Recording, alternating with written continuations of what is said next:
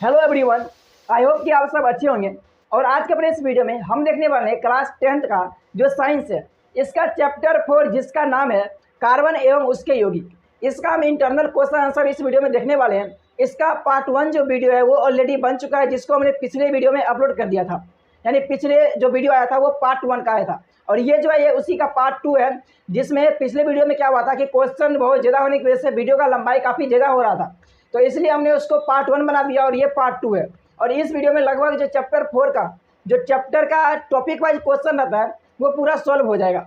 तो बाकी चलिए वीडियो को स्टार्ट करते हैं और देखते हैं इस टॉपिक में, मतलब इस चैप्टर के टॉपिक जो बचा हुआ है उसमें जितने भी क्वेश्चन आंसर हैं उसके सॉल्यूशन को देखते हैं कि आखिर कौन सा क्वेश्चन है और वो कैसे सॉल्व होने वाला है। तो चलिए बाकी वीडियो को स्टार्ट करते हैं और आप बने रहिए शुरू से लेकर लास्ट तक। कोई भी डाउट अगर किसी भी क्वेश्चन में होता है तो कमेंट करके निश्चित रूप से बताइएगा।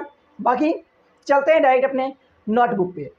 अब देखिए हमारे सामने नेक्स्ट टॉपिक कंप्लीट होने के बाद जो क्वेश्चन है पहला ये है, एथेनॉल से एथेनोइक अम्ल में परिवर्तन को ऑक्सीकरण अभिक्रिया क्यों कहते हैं। तो इसमें देखिए इसका आंसर बहुत ही सिंपल है। पहले तो आपको ये पता होगा कि ऑक्सीकरण क्या होता है। ऑक्सीकरण का मतलब ये हुआ कि ऑक्सीजन का जुड़ना। तो यानी कि अब यहाँ पर क्या हुआ है कि एथेनॉल में ऑक्सीजन अगर जुड़ता है तभी बनता है एथेनोइक अम्ल। इसके लिए आपको फार्मूला पता होना चाहिए। तो हम थोड़ा साइड में घसे, क्या इधर थोड़ा कोना में घसते हैं।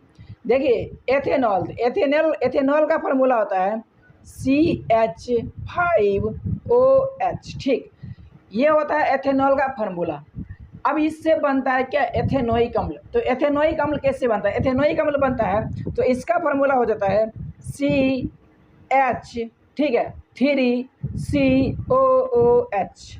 ये हमारा हो गया एथेनोइक अम्ल। तो देखिए क्या एथेनॉल से जब हम एथेनोइक अम्ल बनाए तो इसमें ऑक्सीजन बढ़ा है ना, तो ऑक्सीजन बढ़ा है तो हो तो गया, यही तो है ऑक्सीकरण अभिक्रिया, यही रीजन है। खैर इसका आंसर को देखते हैं। तो इसमें देखिए रासायनिक अभिक्रिया के क्रम में यौगिक में ऑक्सीजन का जुड़ना या यौगिक से हाइड्रोजन का हटना ऑक्सीकरण कहलाता है। किसी भी तरीके से उस पर माइनस चार्ज का बढ़ोतरी होना चाहिए। चाहे ऑक्सीजन जुड़ेगा तो भी माइनस चार्ज बढ़ेगा, क्योंकि ऑक्सीजन पे 2 माइनस चार्ज होता है। और अगर हाइड्रोजन हट रहा है तो हाइड्रोजन ऑलरेडी प्लस चार्ज होता है इस पर, तो प्लस वाला जब कमेगा तो माइनस वाला बढ़ेगा ना। तो यही चीज़ होता है, किसी भी तरीके से नेगेटिव चार्ज बढ़ना चाहिए। ठीक है, फिर देखिए चूँकि एथेनॉल से एथेनोइक अम्ल में परिवर्तन में अभिक्रिया के क्रम में एथेनॉल में एक ऑक्सीजन जुड़ता है, यही वाला ऑक्सीजन क्या होता है, जुड़ता है, अर्थात एथेनॉल का ऑक्सीकरण होता है। अतः इस अभिक्रिया को ऑक्सीकरण अभिक्रिया कहते हैं। शायद आप ये समझ चुके हैं कि ऐसा क्यों हुआ। चलिए अब नेक्स्ट क्वेश्चन को देखते हैं। देखिए 2 नंबर क्वेश्चन है, ऑक्सीजन तथा एथाइन के मिश्रण का दहन वेल्डिंग के लिए किया जाता है। क्या आप बता सकते हैं कि एथाइन तथा वायु के मिश्रण का उपयोग क्यों नहीं किया जाता है। यहाँ पर देखिए वेल्डिंग में सबसे ज़रूरी चीज़ होता है कि किसी भी तरीके से उसका टेम्परेचर हाई करना, जिससे कि उसका जो मेटल है या फिर वेल्डिंग में जो भी कंपोनेंट का यूज किया जाता है वो अधिक से अधिक हीट होकर के पिघल जाए, ताकि हमको वेल्डिंग करने में आसान हो। अब यहाँ पे इसी चीज़ पे सब कुछ लोचा होता है। ऑक्सीजन में सिर्फ ऑक्सीजन हुआ, लेकिन वायु में ऐसा नहीं होता है। खैर इसको जब आंसर को देखेंगे तो और बेहतर से समझेंगे। तो देखिए इसके आंसर में है, वायु ऑक्सीजन कार्बन डाइऑक्साइड एवं अन्य कई गैसों का मिश्रण है।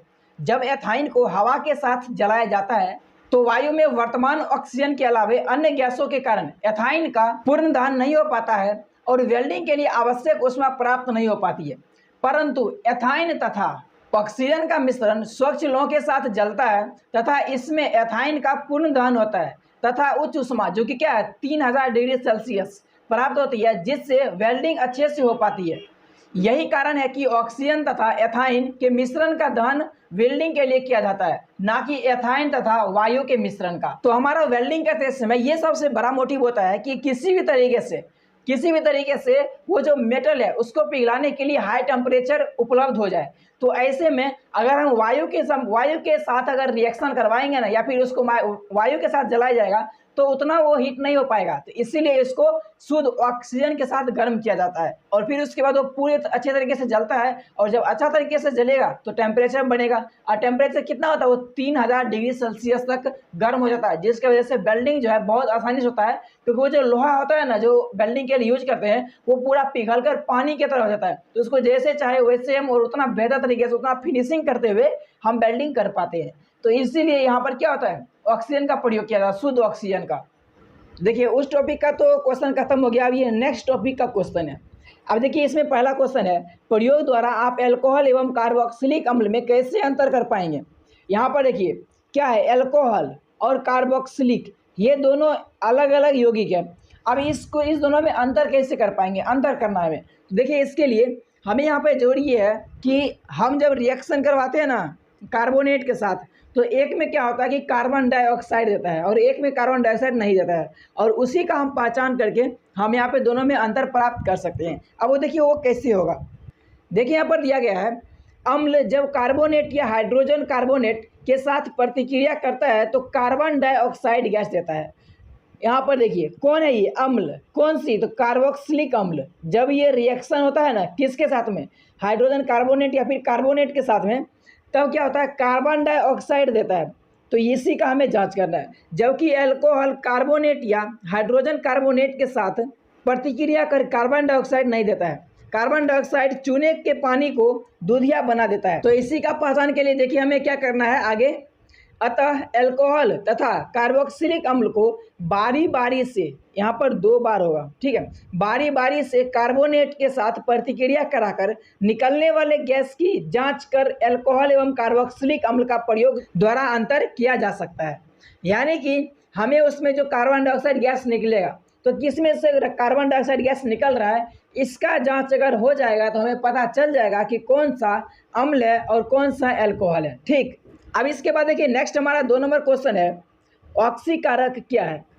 ऑक्सीकारक से पहले आपको ऑक्सीकरण ये तो पता है, उसमें क्या होता है, ऑक्सीजन जुड़ता है या फिर हाइड्रोजन निकलता है, तो इसी का जो सपोर्ट करेगा उसी को हम ऑक्सीकारक कहेंगे। कि देखिए कैसे, वैसा रासायनिक पदार्थ जो किसी रासायनिक प्रतिक्रिया के क्रम में किसी पदार्थ में ऑक्सीजन जोड़ता है या हाइड्रोजन को हटाता है, ऑक्सीकारक कहलाता है। यहाँ पे ध्यान ये देना है कि हम उस पदार्थ के बारे में बात नहीं कर रहे हैं जिसमें ऑक्सीकरण या अवकरण अभिक्रिया होता है। यहाँ पर क्या है कि हम उस पदार्थ के बारे में बात कर रहे हैं जिसके वजह से ऐसा होता है, जो ऐसे करने में मदद करता है ना, उसको हम कहते हैं ऑक्सीकारक। ठीक, चलिए नेक्स्ट क्वेश्चन देखते हैं। अब देखिए जब नेक्स्ट टॉपिक कंप्लीट होता है तो ये क्वेश्चन भी नेक्स्ट होता है। इसमें देखिए पहला क्वेश्चन है, क्या आप डिटर्जेंट का उपयोग कर बता सकते हैं कि कोई जल कठोर है या नहीं। देखिए डिटर्जेंट का प्रयोग का मतलब ये है कि हम उसके झाग से पता कर पाएंगे। डिटर्जेंट मतलब सरफ। तो देखिए डिटर्जेंट का प्रयोग कर नहीं बताया जा सकता है कि कोई जल कठोर है या नहीं, क्योंकि डिटर्जेंट कठोर जल या फिर मृदु जल दोनों के साथ बराबर झाग देता है। जब दोनों के साथ सेम रिएक्शन होगा या फिर सेम गुण को वो प्रदर्शित करेगा, तो हम कैसे पता करेंगे कि कौन सा जल कठोर है और कौन सा जल मृदु है। ठीक है, अब देखिए नेक्स्ट हमारा 2 नंबर क्वेश्चन है, लोग विभिन्न प्रकार से कपड़े धोते हैं। सामान्यतः साबुन लगाने के बाद लोग कपड़े को पत्थर पर पटकते हैं, डंडे से पीटते हैं, ब्रश से रगड़ते हैं, या वॉशिंग, यहाँ पर ये वॉशिंग है, ठीक है, वॉशिंग मशीन में कपड़े रगड़े जाते हैं। कपड़ा साफ करने के लिए उसे रगड़ने की आवश्यकता क्यों होती है, क्योंकि आप भी थोड़ा सोचते होंगे कि भाई जब उसमें सरफ दे ही दिए तो फिर हम उसको पटक पटक क्यों करते हैं, सीधा उसको सरफ दे दिए तो बस घोल घाल के निकाल देंगे तो साफ हो जाना चाहिए ना। बट ऐसा नहीं होता है। ऐसा क्यों नहीं होता है, तो ऐसा इसलिए नहीं होता है क्योंकि वो जो सरफ या फिर साबुन का काम क्या होता है कि वो बस जो गंदगी है उसके चारों तरफ आ जाना, लेकिन वो चारों तरफ आने के बाद भी, यानी कि जैसे ये गंदगी हो गया, ठीक है, ये गंदगी है, तो इसको चारों तरफ से वो जो साबुन है या फिर सरफ है उसका केमिकल घेर लेता है, लेकिन ये कपड़ा में ही फंसा रहता है। तो भाई इसको निकालें कैसे, तो इसको निकालने के लिए हम क्या करते हैं कि उसको पीटते हैं, रगड़ते हैं, पानी से खंगालते हैं, और ऐसे करके हम कपड़े को साफ करते हैं। अब देखिए इसका आंसर है, साबुन के अणु जल में घुलने के बाद कपड़े आदि में उपस्थित गंदगी को बीच में फंसाकर मिसेल बनाते हैं, जो कपड़े को पानी से खंगालने पर ही बाहर आ पाते हैं। अतः कपड़े को पूरी तरह साफ करने के लिए उसे बार बार रगड़ने की आवश्यकता होती है।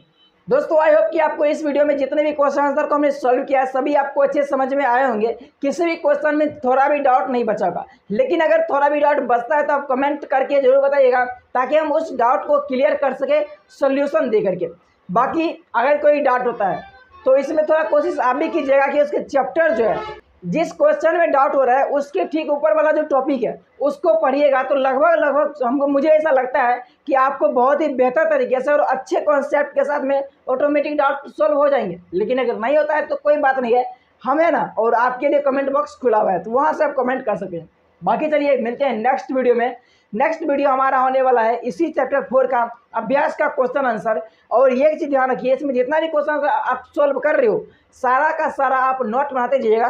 तो ये मत बोलना कि मुझे PDF दे दो, PDF नहीं मिलने वाली है। जो आपको चैप्टर पे दिख रहा है उसी का नोट बनाइएगा। इससे क्या होगा कि अगर आप एक बार लिखते हो, एक बार देखते हो और एक बार पढ़ते हो तो आपके वो दिमाग में ऑटोमेटिक सेट हो जाएगा। ठीक है, तो चलिए बाकी मिलते हैं नेक्स्ट वीडियो में, तब तक के लिए बाय बाय।